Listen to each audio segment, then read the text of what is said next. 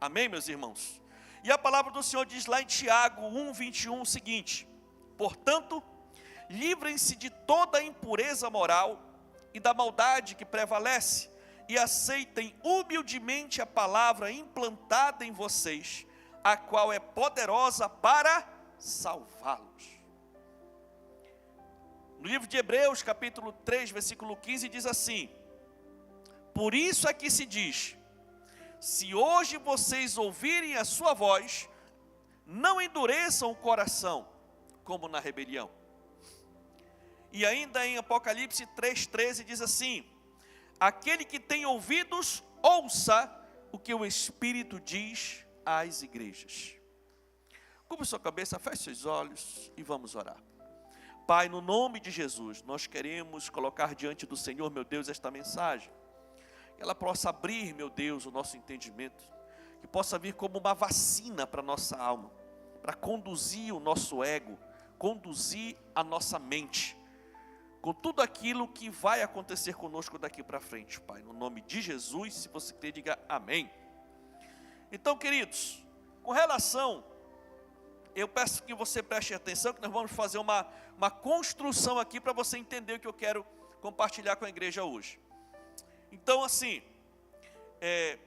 baseado nesse contexto que nós acabamos de falar sobre o povo de Israel e o governo de Israel, quando o governo de Israel foi instituído, ele foi instituído debaixo de uma lei. E essa lei, tá, que o povo da antiga aliança chamava Lei de Moisés, essa lei está contida, ela está escrita nos 5 primeiros livros da Bíblia, tá? Que nós chamamos de Pentateuco, tá? Que são os 5 primeiros livros, tá certo? Né? Que é Gênesis, Êxodo, Levítico, Número e Deuteronômio. Em especial, o livro de Deuteronômio, tá? Ele é uma sinopse, ele é um resumo de toda essa lei. Moisés já estava no final da vida, estava para entregar seu ministério, e Deus revelou para Moisés, e Moisés revelou para o povo, todo esse código de ética que o povo deveria obedecer quando entrasse na terra. Então, Moisés já estava no final do ministério dele, já estava perto mesmo de ir embora, né? Ser promovido para a glória celestial. Então ele resolveu, para deixar bem fixado, para deixar bem forte, ele resumiu todos os princípios principais da lei no livro de Deuteronômio. Então Deuteronômio é um livro que resume os 4 livros anteriores. Amém, meus irmãos? E o interessante é que essa lei, que a gente chama, né, era composta pelos 10 mandamentos, aqueles 10 mandamentos, era composta pelos estatutos, e era composta também por outros mandamentos, tá? Que consistia em várias ordenanças, como a gente chama também. Então, né, os 10 mandamentos eram aqueles escritos nas tábuas que Moisés respondeu.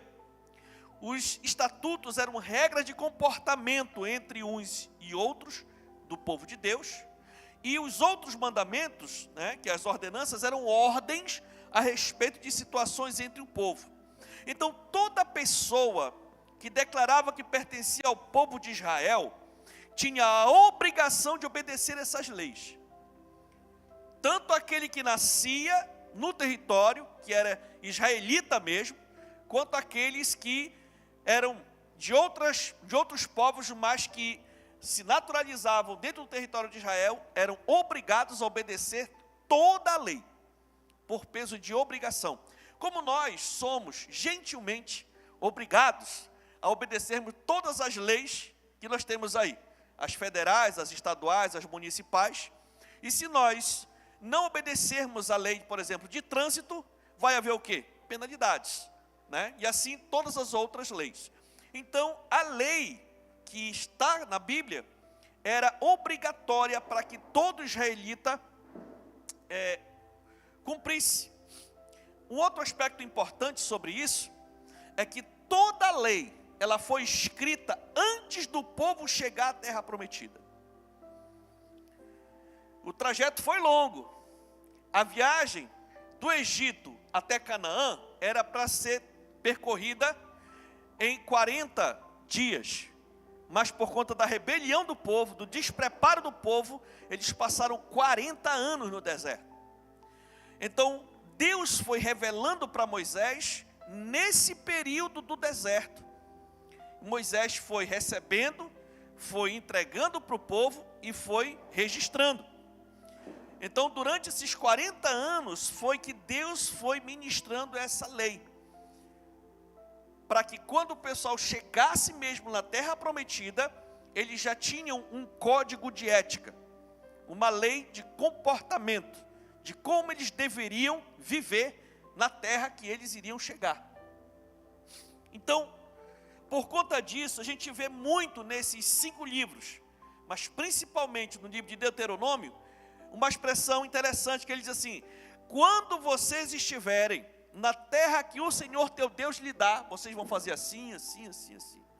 Em outras versões diz assim: quando entrares na terra que o Senhor teu Deus te der, você vai se comportar assim, assim, assim, assim.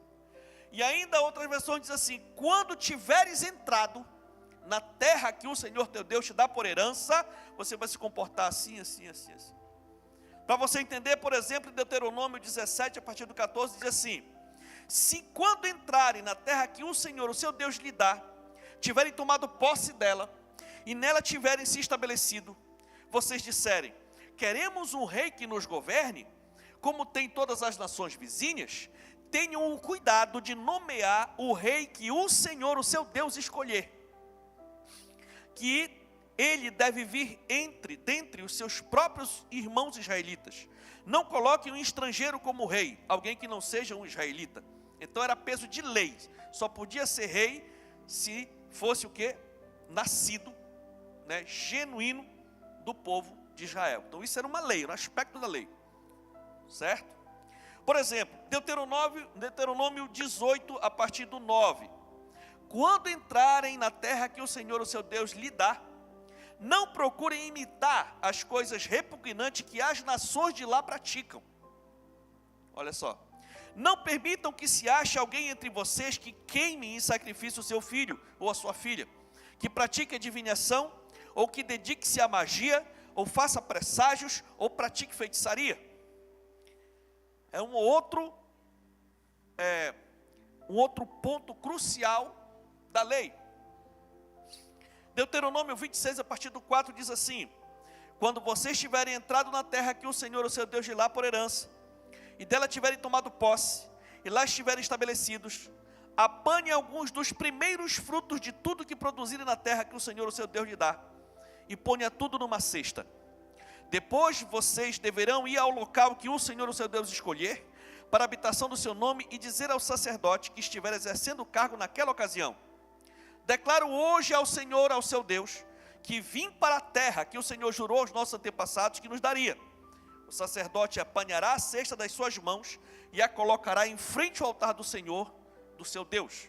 Então aqui estava estabelecendo a lei das primícias. Então, e assim, você vai ver muito disso nesses livros. É Deus instituindo, Deus preparando o seu povo. Né? Nós podemos dizer que Deus estava vacinando o seu povo para não perder o foco, para manter a humildade, sempre lembrar de onde vieram. Eles vieram escravos do Egito, o que aconteceu para eles desfrutarem da vida que estavam levando, e principalmente quem fez que eles mudassem de vida. Então a principal função da lei era manter vivo o legado de tudo que aconteceu com o povo de Deus. Por quê? Porque Deus literalmente fez um grande milagre. Qual era o contexto do povo? O povo já estava há mais ou menos 400 anos sendo escravos no Egito. Então a realidade do povo de Deus era essa, uma realidade de escravidão total. Todo hebreu era escravo no Egito. Nascia e morria no Egito fazendo a mesma coisa, porque a pessoa que é escrava, ela não tem direito de propriedade. A vida dela não é dela. Ela não tem poder de escolha nenhuma. Mas Deus fez uma aliança com Abraão, o pai, o genitor de todo aquele povo, e disse que um dia ele levaria aquele povo para uma terra, E essa terra, o próprio Abraão rodou dessa terra todinha e tomou posse dela. Então Deus tinha um projeto, Deus prometeu. E foi daí que ele levantou Moisés e levantou toda uma situação, que você sabe da história, né? Tantas providências, tantos milagres, abriu o mar vermelho, toda aquela coisa lá e tudo, e até eles chegarem aonde? Na terra prometida, na terra de Canaã, né? Então, eles estavam caminhando para alcançar uma promessa que muitos não puderam ver, porque não estavam com a mente preparada para isso. Eles não conseguiam compreender, porque foi tanto tempo escravizado que eles não tinham a habilidade de raciocinar o que era melhor para o povo. Foi necessário uma geração inteira morrer no deserto, para se levantar uma outra geração no deserto, passando dificuldade, com a promessa de chegar na terra prometida, para eles poderem entrar na terra prometida, né? Então, queridos, eles poderiam deixar herança para os seus descendentes e servir a Deus com toda a liberdade que eles poderiam ter, assim como Deus prometeu. E aí a gente sabe da história, passou esse tempo, gerou-se essa nova, teve essa nova geração de israelitas e entraram na terra. E eles entraram na terra e fizeram como está na lei. Aí foi o período deles aplicarem, deles obedecerem aquilo que tinha sido recebido lá no deserto, que Moisés tinha deixado, né? Então Deus resgatou a dignidade, a liberdade, a honra e a moral daquele povo. Agora o povo de Israel é a nação de Israel, um povo forte, próspero, de uma história de superação incrível e de um Deus que tinha todo o poder e autoridade. Então Deus mudou a sorte de Israel, né? Deus tirou Israel da escravidão e estabeleceu ela numa nação.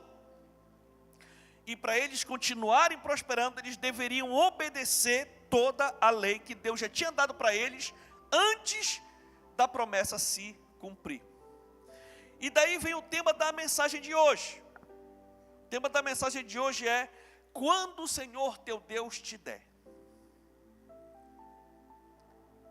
Quando o Senhor teu Deus cumprir aquilo que Ele tem prometido para você. Porque o fato é que o Senhor tem mudado a nossa sorte. O fato é que o Senhor tem feito o impossível na vida desta igreja aqui.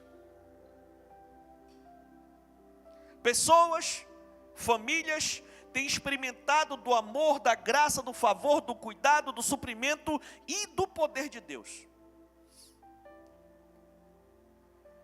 Eu cheguei aqui em dezembro de 2012. Para agora, outubro de 2024, são 12 anos. E de verdade, olhando, Deus transformou a vida de muitos crentes nessa igreja. Literalmente. Literalmente. Em 12 anos dedicado a atrair a presença de Deus para dentro desta igreja, eu posso dizer que eu sou testemunha do grande agir de Deus nesse ministério, transformando vidas. Mudando realidades, transformando destinos. Milagres e mais milagres. Pessoas que estão aqui nessa plateia, que hoje não estariam mais aqui, mas Deus concedeu vida operando milagres. O Núncio é um deles. E Deus concedeu muitos anos de vida para me ajudar nesse ministério. E assim como eles, tantos e tantos e tantos outros aqui, dos que estão me assistindo pela TV, pela internet, a sociedade, o governo, o comércio, as atividades rurais sentem a influência e relevância da Paz Church hoje, ou seja, das pessoas que congregam na Paz Church. Olhando, quando eu olho assim, passa um flashback na minha cabeça, porque muitos aqui eu sei exatamente o que o Senhor tem feito. Eu sei exatamente como eu cheguei aqui, para aqueles que já estavam aqui, como que você estava e como você está hoje. E no decorrer de eu estar aqui, você foi chegando para cá, como você chegou para cá, como você está hoje. Às vezes você pode até não lembrar, mas eu lembro. Eu lembro direitinho. E é por isso que eu posso dizer que eu sou testemunha do que Deus tem feito na sua vida. E na minha vida também. Porque se teve um camarada que foi abençoado nesta cidade, meu irmão, essa pessoa chama-se Atilano Valente, com a família dele. Óbvio, Deus só tem feito bem para mim. E para minha casa. Hoje, pela primeira vez, eu levei a Hannah e o Caleb para votar. Quando eu trouxe eles para cá, o Caleb tinha 4 anos e a Hannah tinha 6, ia fazer 7 anos. Vocês estão entendendo? Interessante como é que o tempo passa, né? Mas eu sei também, meus irmãos, que tudo isso ainda é só o começo. Eu sei que o Senhor ainda reserva muito mais, principalmente daqui para frente. E você que está chegando agora, né, que está chegando aí nos últimos 3 anos para cá, você que está nos honrando com a sua presença, nos visitando aqui, participando dessa reunião, quero dizer para você que nós estamos debaixo de promessa. A coisa ainda vai fluir muito mais, vai expandir muito mais, Deus vai abençoar de uma forma assim incrível, como Ele já tenha feito. Nós temos entrado em grandes projetos e o Senhor tem suprido tudo, para a glória de Deus. De uma forma assim que nós não entendemos direito. Eu lembro que quando eu cheguei aqui, uma cultura que tinha no nosso povo, raramente o nosso povo comprava alguma coisa nova. Principalmente parte de móveis, eletrodomésticos. Primeiro porque quase não tinha para vender na cidade. Era 1 ou 2 lojas que tinham. Isso eu estou falando há 12 anos atrás. Eu cheguei aqui, vendi minha geladeira, vendi minha cama, vendi colchão para não trazer. Eu cheguei aqui com o dinheiro e fui comprar. Não tinha geladeira para vender aqui. Geladeira nova. Não tinha colchão para vender novo. Não tinha cama para vender nova. Tinha para encomendar na marcenaria e tal. Então, qual era o comum? As pessoas compravam produto usado um do outro. E a gente fez muita corrida na savana. Eu, o Adriano e o Eduardo. Ligavam para mim: pastor, o Senhor me abençoou, com muito sacrifício consegui comprar um colchão do irmão fulano. É usado, mas está bom. Tem como o senhor fazer um frete para nós lá? Tem, vamos lá buscar. Ficava lá e lá. Olha, tem um pitisqueiro aqui. Lembra que é do tempo do pitisqueiro aqui? A turma mais nova não manja o que é, não. Vou deixar essa interrogação aí. Coloque lá o que é pitisqueiro. Material de construção, meu irmão: caibro, esteio, lata de seixo, de terra. Ah, rapaz, a savana era craque para fazer frete. Olha, eu comprei 2 latas de seixo, pastor, para fazer aqui. Tem como? Tem, meu irmão, vamos lá buscar que você tem que... E rapaz, era um negócio muito interessante. Hoje, a maioria desses mesmos irmãos contrata engenheiro para fazer planta, para construir casa.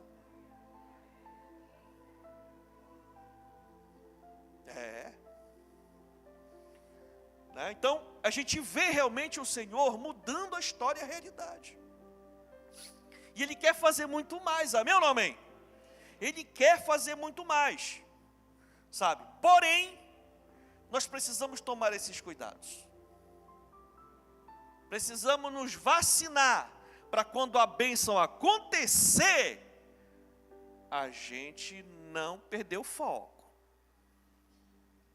Por quê, pastor?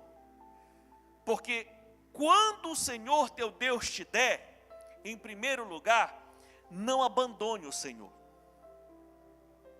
Não abandone o Senhor. Segundo Crônicas 12:11, eu falei de reis aqui, e tem esse rei aqui. Depois que Roboão se fortaleceu, firmou-se como rei, ele e todo Israel abandonaram a lei do Senhor. E tem um histórico. Você está me entendendo? Tem um histórico. Roboão era para assumir. Só que sempre tem aquela guerra dos irmãos para disputar para o trono. E ele estava fraco. Ele pediu ajuda do Senhor. Se o Senhor me estabelecer como rei, o Senhor vai ver como eu vou governar esse povo para ti. O Senhor ajudou ele. E quando ele se colocou como rei, você acabou de ler o versículo. Ele simplesmente abandonou o Senhor. Tem gente, infelizmente, irmão, que é assim. Depois que Deus faz, depois que Deus muda, depois que Deus abençoa, depois que Deus dá um negócio na cabeça da pessoa que ela simplesmente abandona o Senhor. Simples assim. Querido, não quebre a aliança que você firmou entre você e Ele, de servi-lo todos os dias da sua vida. Até porque tem consequência. Não ficou assim. Se você ler a história de Roboão, você vai ver que a consequência dele levar todo o povo a se desviar de Deus foi que o Sisaque, o rei do Egito, entrou e acabou com todo mundo, e com ele também. Então, em primeiro lugar, quando o Senhor teu Deus te der, não abandone o Senhor. Em segundo lugar, quando o Senhor teu Deus te der, não deixe de amar o seu próximo. Gálatas 5,14 diz: toda lei se resume num só mandamento: ame o seu próximo como a si mesmo. Irmãos, sem amor, nada que fazemos tem valor. Sem amor, nada que nós fazemos tem o devido valor. Todos os mandamentos de Deus para uma vida boa e santa dependem de amar o próximo. Obedecer aos outros mandamentos sem amar o próximo não agrada a Deus. Não agrada a Deus. E a gente fala isso porque muitas vezes a gente recebe todos os cuidados, todos os investimentos, todo o carinho, toda a energia que a pessoa investe na gente, e muitos são ingratos. Depois que se firmam, depois que conhecem a Bíblia, depois que entendem das coisas, do nada começam a ser ingratos com aqueles que o ajudaram. Muitos saem da igreja. Jesus apresentou-se para aquela pessoa através da célula, né? E aquele povo daquela célula cuidou, visitou, trabalhou, investiu muitas vezes. Aí depois que a pessoa, né, se firma, começa a olhar e dizer assim: olha, agora essa célula não tem mais o que acrescentar na minha vida, porque Deus está mudando a minha situação. Agora eu estou numa outra vibe, num outro momento, numa outra realidade, né? Então eu consegui meu diploma, minha pós-graduação, ou então eu estou, né, agora Deus mudou minha história, eu estou mais próspero, então estou agora, né, precisando de outro tipo de orientação.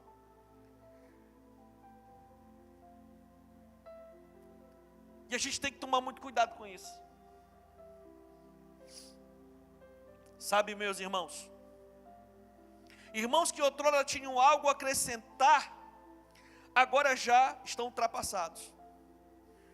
Muitos anos atrás, cidadão converteu na nossa igreja, se firmou e tudo.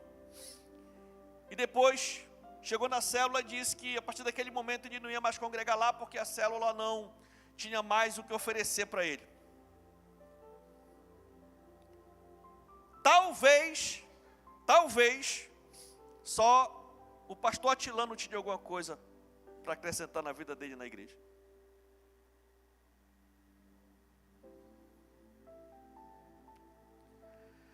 Então o que eu estou falando aqui é sério, muito sério. Irmãos, isso é falta de amor, amor ao próximo, falta de gratidão para as pessoas que Deus tem colocado para cuidar da gente, né? Então amar ao próximo é se importar com as vidas humanas. Então quando o Senhor teu Deus te der, quando Ele mudar a sua sorte, quando você experimentar de coisas grandiosas, não deixe de servir os seus irmãos. Gálatas 5,13 diz: irmãos, vocês foram chamados para a liberdade, mas não usem a liberdade para dar ocasião à vontade da carne, ao contrário, sirvam uns aos outros mediante o amor. Olha só, sirvam uns aos outros, ou seja, continue servindo os seus irmãos nessa igreja, independentemente do que Deus fizer com você. Porque existem pessoas que quando chegam para a igreja se destacam pelo empenho, pelo amor, pelo serviço, né? Trabalham nos ministérios, se envolvem em missões, lideram células, visitam, discipulam, servem seus irmãos com muito amor. Aí Deus se agrada desse comportamento e começa a abençoar o abençoado. Abençoado. Aí de repente a pessoa, por agora já está com um negócio diferente, vai mudando a vida da pessoa a tal ponto de ela achar que ela já é alguma coisa e por isso o trabalho que ela fazia antes agora não é mais para ela fazer. O ministério que ela era envolvida agora ela não pode mais se envolver. É interessante. Agora, a pessoa já cresceu, já amadureceu, agora faz parte de uma outra realidade social, e a pessoa se coloca de repente num pedestal. O que ela fazia antes era coisa de novo convertido. A igreja que apresentou Jesus através de uma célula, por exemplo, um culto, um evento, agora já não serve mais, então deixa para os outros, que agora eu estou muito ocupado e não dá para mim servir mais. Muitos dizem assim: eu já servi, já fiz de tudo, já trabalhei demais, agora. Querido, continue servindo, até Jesus vir lhe buscar, ou você se encontrar com Ele. Você sabe por quê? Porque isso é o melhor tratamento para o nosso ego. Melhor tratamento para o nosso ego. Ajuda muito a termos um coração humilde. Ajuda muito. É por isso que eu não abro mão. Eu não abro mão de continuar servindo ao Senhor, de continuar fazendo as mesmas coisas a minha vida inteira. Quando o Senhor teu Deus te der, não deixe de manter a obra de Deus. Não deixe de ser um cooperador com o reino de Deus. Lucas 16:10 em diante diz: quem é fiel no pouco, também é fiel no muito. E quem é desonesto no pouco, também é desonesto no muito. Assim, se vocês não forem dignos de confiança em lidar com as riquezas deste mundo ímpio, quem lhes confiará as verdadeiras riquezas? Jesus está falando aqui que manter a obra de Deus não tem relação com a quantidade, e sim com o coração disposto. É isso que ele está falando. Ele diz: aquela pessoa que se dispõe a ser fiel no pouco, ela consegue ser fiel no muito. E aquela pessoa que não consegue se dispor para ser fiel no pouco, também não vai ser no muito. Agora, existem casos que, se a gente não vigiar mesmo, não se determinar, a gente consegue ser fiel no pouco, mas quando Deus aumenta, a gente não consegue ser fiel no muito. Quando Deus muda, quando Deus abençoa. Tem gente que diz assim: eu queria tanto aumentar minhas finanças, pastor, para me poder ajudar mais a igreja. Eu disse: mas comece então com o que você tem. Porque isso vai doutrinar você e você vai ter o prazer gerado pelo Espírito Santo dentro de você de ser fiel. E pela sua fidelidade, você vai ver Deus mudando a sua história. Agora, se você não consegue ser fiel com isso que você mexe, você não vai ser, não tem como você ser fiel, conseguir ser fiel se você ganhar mais. Não. Se entrar mais, ter mais rendimento. Negativo. É bíblico. Então você tem que começar agora, se quiser que a coisa mude. Porque as verdadeiras riquezas são os tesouros no céu. E eu já vi, com relação a essa questão de fidelidade, muitas coisas. Por exemplo, eu já vi pessoas que eram tão dedicadas, tão fiéis, tão boas mantenedoras do reino de Deus quando eram solteiras, depois que casaram, pararam. E já teve casos que o solteiro era fiel e a solteira era fiel. Aí casaram, os dois ficaram infiéis.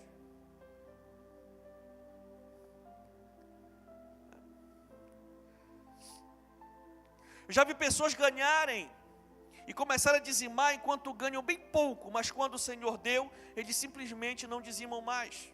Eu já vi pessoas derramarem verdadeiras ofertas de sacrifício no altar, nos projetos da igreja, mas aí quando veio transbordar em suas vidas, apertaram a mão em tantas outras coisas com relação a isso. Então isso está falando de fidelidade. E graças a Deus, tudo que eu estou falando aqui para você, nessa igreja é uma exceção. Porque a grande maioria dos nossos irmãos, da nossa igreja, tem conseguido permanecer fiéis, tanto no pouco quanto no muito, graças a Deus. A grande maioria dos nossos irmãos são pessoas que entenderam a palavra e são generosas e gostam, sentem prazer em manter a obra de Deus.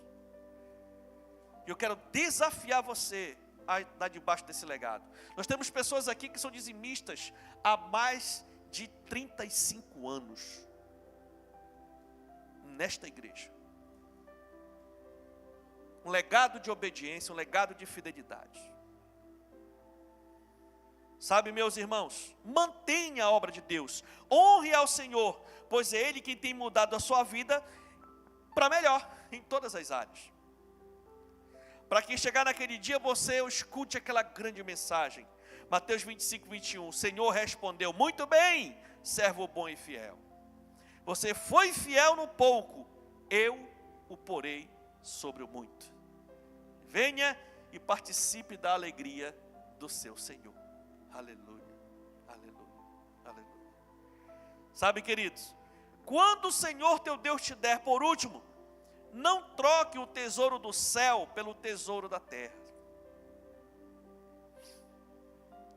Mateus 6, a partir de 19, diz o seguinte: não acumulem para vocês tesouros na terra, onde a traça e a ferrugem destrói, e onde os ladrões arrombam e furtam, mas acumulem para vocês tesouros no céu, onde a traça e a ferrugem não destrói, e onde os ladrões não arrombam e nem furtam, pois onde estiver o seu tesouro, aí também estará o seu coração. Infelizmente, para muita gente, o brilho das coisas desta terra tem sido maior do que o das coisas eternas. E se a gente não tomar cuidado, nós podemos acabar acumulando muito mais tesouros aqui nessa terra do que no céu, que é onde nós iremos passar a eternidade. Então, não tem nada a ver uma coisa com a outra. Isso é uma questão de prioridade. Uma coisa não anula a outra. Deus quer lhe abençoar e Deus vai lhe abençoar. Deus vai abençoar essa igreja, principalmente daqui para frente. Nós vamos andar numa onda, numa vibe de prosperidade tal, que todos nós vamos ficar espantados do que vai acontecer. Porém, que a nossa prioridade verdadeira não esteja nessas coisas. Que a nossa prioridade verdadeira esteja nas coisas do reino. Sabe, queridos? A nossa prioridade como servo de Deus tem que ser o reino de Deus e a sua justiça, como diz lá em Mateus 6,33. Busquem, pois, em primeiro lugar o reino de Deus e a sua justiça, e todas essas coisas lhes serão acrescentadas. Que coisas? As coisas da terra. As coisas dessa terra. Se nós priorizarmos direito, vivermos por fé, o Senhor abençoa de uma forma extraordinária. Provérbios 37 em diante diz: duas coisas peço que me deis antes que eu morra. Mantém longe de mim a falsidade e a mentira. E não me deis nem pobreza nem riqueza. Dá-me apenas o alimento necessário. Senão, tendo demais, eu te negaria e te deixaria e dizia: quem é o Senhor? E se eu ficasse pobre, poderia vir a roubar, desonrando assim o nome do meu Deus. Ou seja, o salmista estava pedindo prosperidade. Deus fará coisas maravilhosas e inimagináveis em sua vida e na sua família. Meu nome. Os melhores cargos, os maiores salários, As maiores e mais destacadas empresas, as melhores oportunidades, as posições mais nobres dessa cidade estarão sendo entregues nas mãos da igreja nesses próximos anos. E o tempo vai passar e você vai ver a palavra se cumprir. Mas quando isso acontecer, que o seu coração não caia na cilada de deixar o Senhor. Amém, meu irmão? Quando isso acontecer, que você não venha abandonar o Senhor, nem tampouco cair na cilada de deixar de amar e de servir os seus irmãos, nem tampouco de cair na cilada de deixar de manter a obra de Deus e focar somente nas coisas desse mundo. É só agora, é só isso aqui e tal. Não, meu irmão, não. Coisa boa é quando o Senhor mudar a sua sorte, é você ter a graça de não se orgulhar, de glorificar ao Senhor, e estar sempre ativo na obra que o Senhor tem colocado na vida de cada um de nós até o fim. Para quando você chegar lá no final, você conseguir falar como o apóstolo Paulo falou: rapaz, eu consegui, eu combati o bom combate. Olha, rapaz, eu pensava que eu não ia conseguir, tanta coisa aconteceu comigo. Tinha hora que eu olhava assim e dizia: meu Deus, será que eu vou varar? Eu disse: cara, eu consegui, eu combati o bom combate. Olha, eu completei a minha carreira, eu consegui, e eu guardei a minha fé. Agora, só me resta a coroa, que me está reservada. Uau! Então nós temos uma jornada, meus irmãos, em Cristo. E essa jornada é uma jornada para esta vida inteira. Que o Senhor nos dê força e graça, para tudo de bom que acontecer conosco, não fazer a gente perder o nosso foco. A gente continuar se humilhando na presença de Deus, buscando ao Senhor, se doutrinando, trabalhando, servindo, mantendo, sabe, fazendo a coisa acontecer. Porque isso sim é combater um bom combate e é acumular tesouro no céu. O Senhor vai derramar na sua vida muitos tesouros daqui dessa terra, sim. Mas tudo isso para que você possa investir mais ainda nas coisas eternas. Para você servir ao Senhor com alegria, com providência, com estrutura. É para isso que Ele está liberando a bênção sobre a vida dessa igreja. Então que o Senhor nos dê força e graça para entendermos tudo o que está por vir. E que essa vacina possa fazer o devido efeito. E na hora que vier o convite, na hora que vier o manjar, na hora que vier a proposta, você se lembra dessa mensagem. Muitas vezes nós precisamos perder agora, para a gente ganhar lá na frente. Porque é assim que o Senhor faz. Ele diz: eu honro aqueles que me honram. Então muitas vezes a gente precisa perder para poder honrar. E lá na frente, o Senhor honra e faz o ganho naquele que perdeu. Que o Senhor nos abençoe nessa jornada, no nome de Jesus. Amém ou não amém? Fique de pé e aplauda ao Senhor, porque Ele é muito bom.